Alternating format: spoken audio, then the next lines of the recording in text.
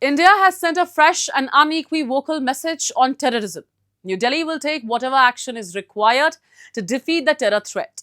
The statement from the Ministry of External Affairs comes as Mumbai Police moves to begin a trial in absentia against 6 Pakistan-based terror accused in the 26/11 Mumbai terror attacks case, including Lashkar-e-Taiba founder Hafiz Saeed.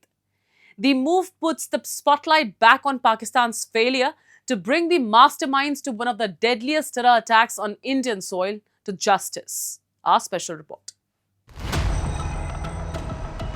16 years after 26/11, India is still pursuing the men accused of masterminding the attack. Mumbai Police has initiated proceedings for a trial in absentia against 6 Pakistan-based accused in the 2008 Mumbai terror attacks. The accused include Pak-based Lashkar-e-Taiba founder Hafiz Saeed, Zaki-ur-Rahman Lakhwi, Sajid Mir and several other Pakistan-based terrorists. For India, the case represents a larger problem. Terror masterminds and handlers accused of targeting India continuing to remain beyond the reach of Indian courts. The 26/11 attacks exposed the scale of the Pakistan-based terror infrastructure targeting India.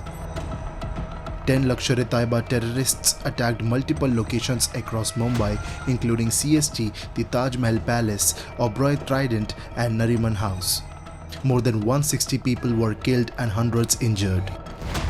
The lone surviving terrorist Ajmal Amir Kasab was captured alive, providing investigators with crucial evidence about the conspiracy and its Pakistan-based links. But while the attackers caught in India faced justice, several alleged masterminds and facilitators remained beyond India's reach. Pakistan government did not prosecute these 6 terrorists.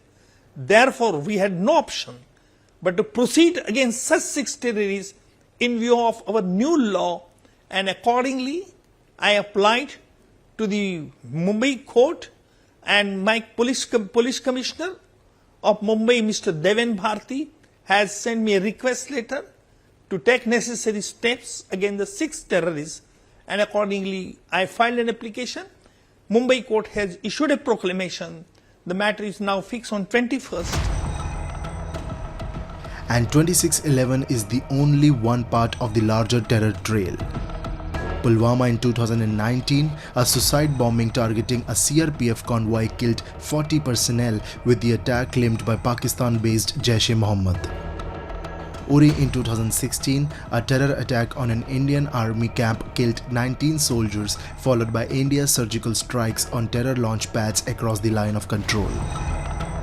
And in Pahalgam in 2025, 26 civilians were killed in a terror attack that once again put the spotlight on Pakistan-based terror networks and their support infrastructure.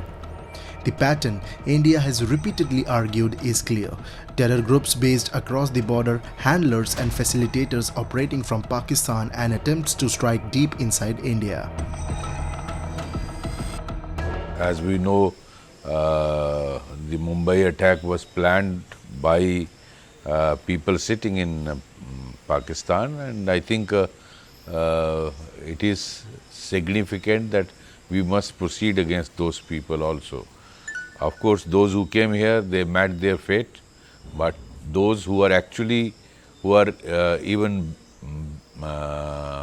worse than the actual terrorist, because it is their brainchild, and they are the planners, instigators, they are the people who plan such Mumbai-like attacks. I think unless they are punished, we will not be doing justice to the people who lost their lives. India's response has also evolved. After major attacks, New Delhi has increasingly targeted the terror infrastructure behind the violence, launch pads, financing networks, recruitment modules, weapons channels and handlers. Following the Pahalgam attack, India launched Operation Sindoor in May 2025, striking terror infrastructure in Pakistan and Pakistan-occupied Jammu and Kashmir. The operation was presented by New Delhi as a response to the terror attack and as a message that those directing attacks against India would also face consequences. And the latest developments show that India is pursuing the threat on another front through its courts and security agencies. On terrorism matters, these are very serious things. We take it very seriously.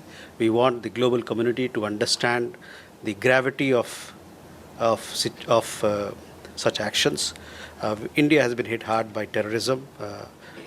We have, over the last several years, taken a lot of effort to galvanize global action, strengthen global action to fight terrorism, including cross-border terrorism, and our fight to deal with terrorism will continue further. And whatever action is required to be taken on that account to defeat the scourge of terrorism, that we will continue to take. For India, 2611 is no longer simply a case from 2008. It is part of a longer history of attacks that New Delhi says have been enabled by Pakistan-based terror organizations and cross-border support networks. Now, with the trial in absentia against the 2611 accused, India is attempting to ensure that distance from Indian territory does not become immunity from accountability. And the MEA's message is unmistakable: India will take whatever action is required to defeat terrorism.